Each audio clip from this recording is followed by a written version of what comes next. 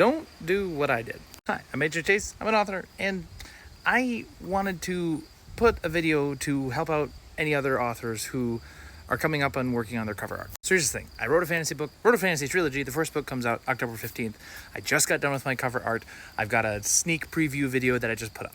But beyond that, though, I kind of shot myself in the foot in the process, and I just wanted to put a video up to hopefully prevent anyone else from doing it. So about 8 months ago, I reached out to a friend of mine who can draw, and she has drawn a little bit of graphic art, but otherwise not a ton. But I was like, hey, I need art for my book. And she goes, great. She's a terrific fan of the series, and she's one of my beta readers. It's awesome.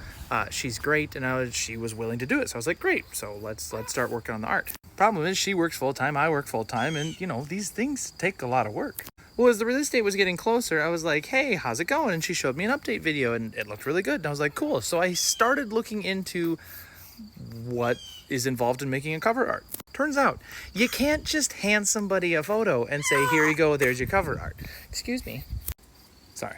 No, it's a whole convoluted process. It has to be the right size. So first off, you have to know the size of your book, which then I had to determine the size of my book. Then you have to get a software in order to make the image and cover art in that software so it's the perfect size and fits to the exact cover of your book. Next, if you're like me and you didn't know this, the cover art's all one picture. The front, the spine, and the back is one big seamless picture. I didn't know that. And even once you finally get your cover art exactly how you want it, you then have to export it as a very specific file, depending on if you're doing ebook and paperback. My world is coming crashing down because I'm 6 weeks from releasing my book, and I was like, this cover art is nowhere close, and I've got like $80 worth of subscriptions to softwares I need to make, plus my friend needs to somehow learn all of these skills, so I said, you know what, you're off the hook. Here I am by myself without a cover art. And look, I might be able to write, I can't draw. I was like, okay, well, I'll just get a professional to do it. But you see, that takes time and money, a lot. And they deserve every penny. I don't have pennies. I was like, okay, I'm just gonna do it myself. That's fine. Well, we can figure it out. And my lovely wife helped me out with the process.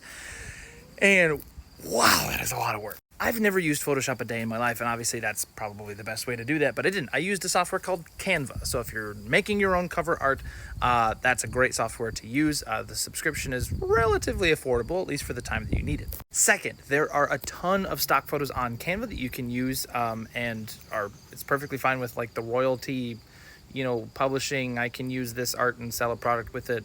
Nonsense, the legality part of it. But there's another website called stock.adobe.com. It also does take a subscription, but I think you get like the first month free, which is great. And the coolest part about that is they have